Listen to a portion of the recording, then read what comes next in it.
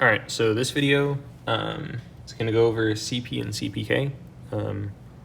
I didn't start with a blank slide just because we could kind of use these as part of the example. So last video, we talked about what Six Sigma is and how you could stray from being Six Sigma, but we didn't give a way to quantify how close you are to being Six Sigma. So in this video, that's kind of the goal. And that is done with CP and CPK. So let me draw those equations.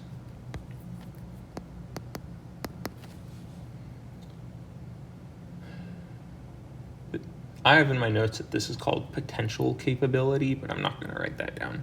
It's just an equation.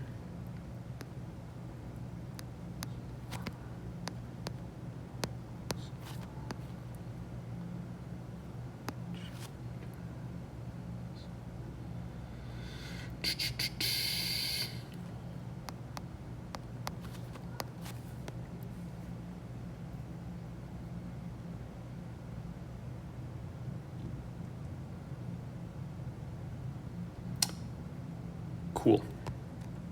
And CPK.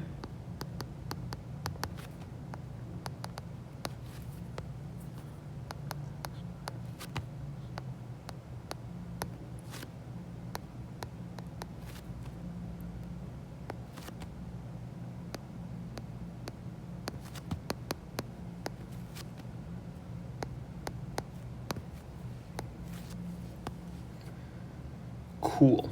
So I'll dive into examples of these in a second. But just for reference, both of these range from, realistically, they range from 0 to 2. Where do I draw that? I'll just draw it down here. They both range from 0 to 2.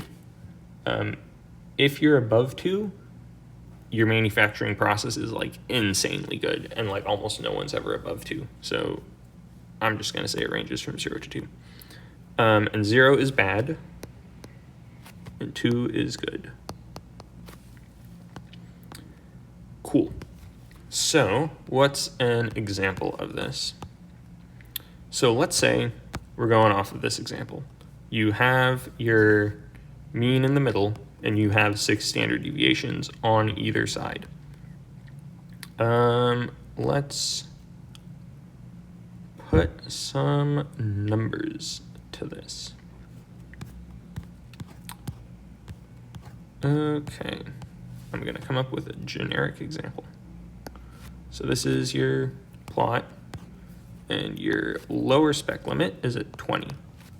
Your upper spec limit is at 32. Notice how it's 12 apart, because I'm gonna say the standard deviation is 12. But that's the distribution. You got the mean at, what would it be, 26?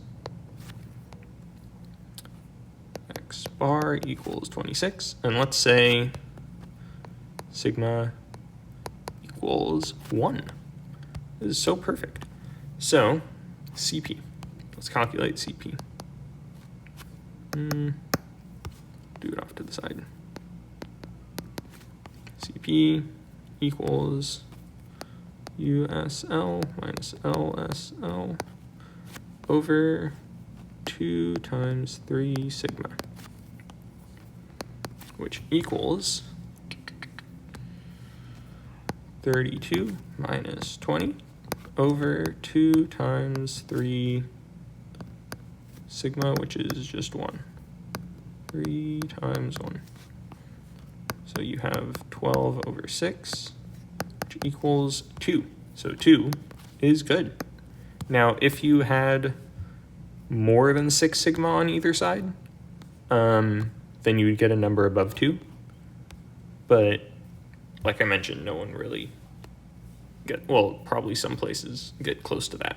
But yeah, realistically, you're not going to be in that ballpark. Okay. Let's do another example. So you got your 20, got your 32, but now let's say you've got a wider, that's terrible. wider distribution. The mean's still in the middle, equals 26. Standard deviation, let's say, what's a good number?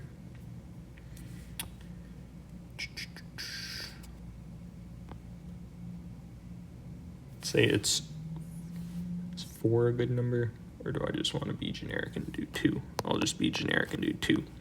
So there's no way that's actually just a standard deviation of 2 if the one above it is a standard deviation of 1. Let's just say it's 4. Cool, so let's calculate this. CP equals 32 minus 20 over 2 times 3 times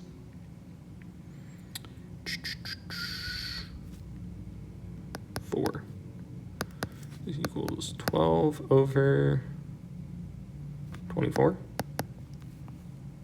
which equals 0.5, which is pretty close to 0, so this is bad.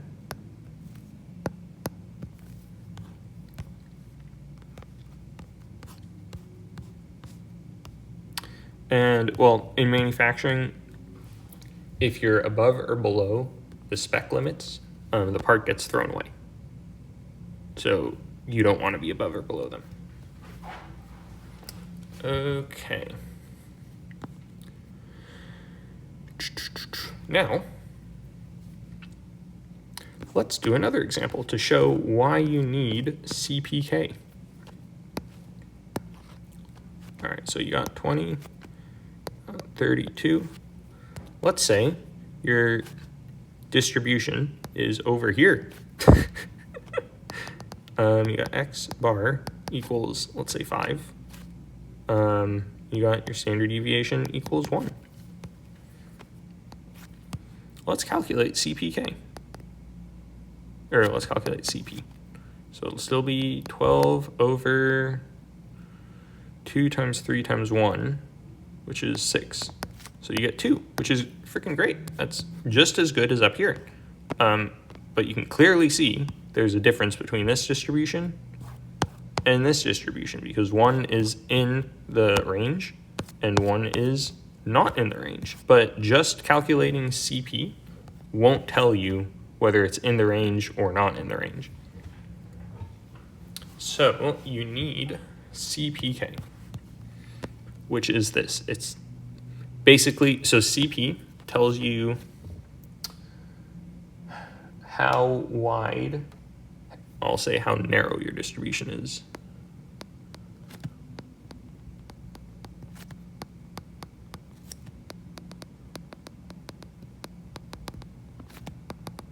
And CPK tells you how off-centered your distribution is.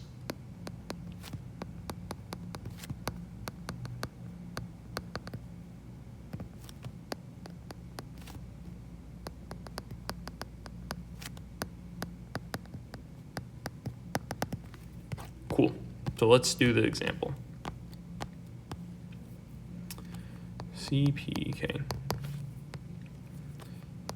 Min of X bar, well, I'll just write out the numbers. So X bar is 26 minus LSL, which is 20 over 3 sigma, which is just going to be 3. Comma 32 minus 26 over 3, which equals min of 6 over 3 comma 6 over 3, which is just 6 over 3, which is 2. And 2 is good. And that means, well, you'll see what that means, but that means you're in the center. Cool. Let's do it for this example. CPK. Min of 26 minus 20 over 3 sigma. Yeah. 3 times 4 comma 32 minus 20 over 3 times 4, which equals 6 over 12, 6 over 12 equals 0.5, which isn't that good. And then you have CPK for this example. Do I want to use this example? I'm going to change it slightly. Oh.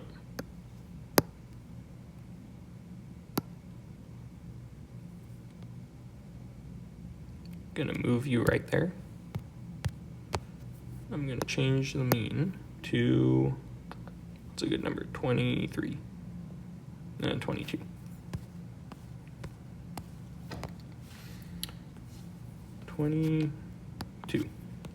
Cool. Let's calculate CPK. So you got the mean, which is 22 minus 20 over 3 times 1, which is just 3. And you got 32 minus 22 over 3 times 1, which is just 3. So this would be 2/3 or 10/3. And the smaller one of these two is 2/3, which is 0.66.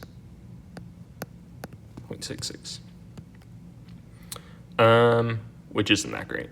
So let's compare the top and bottom examples first. So in the top example, we had a CP of 2. In the bottom example, we had a CP of 2. So the whole goal was we wanted CPK to tell us how centered our distribution was. So in the top example, we got 2, which is good. Bottom example, we got 0.6, which is closer to 0 than it is to 2. So that'll tell you that it's not very centered. And the whole reason why this equation works is because if you're off-centered, either this term or this term will be less than CP. Because effectively, if you're, well, all right, this is kind of nerdy stuff, but if you're in the middle, if you're right in the middle, you're going to get CP and CPK equal. But if you're off-centered, you're going to get CPK to be less than CP. So in this case, we're in the middle.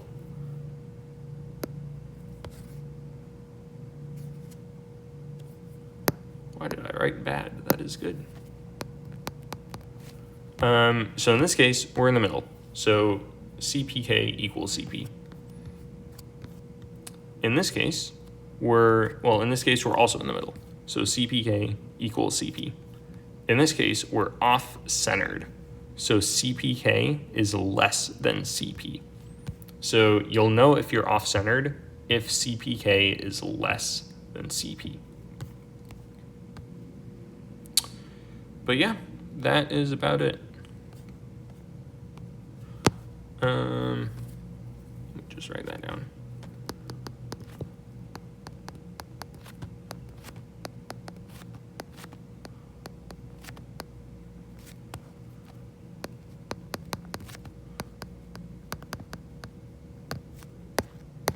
CPK is less than CP, you're off-centered. And then the lower it is, the more off-centered you are. So how off-centered your distribution is. Cool. So that is CP and CPK. So we started off with CP. It tells you how narrow your distribution is, because a narrow distribution will give a high CP. A wide distribution will give a low CP. And you want to be, if you're at 2, then you're at 6 sigma. And then we went to CPK, which is how off-centered your distribution is. Specifically, If CPK is lower than CP, then you're off-centered. If it's equal to CP, then you're centered. Cool beans. Cool beans. All right.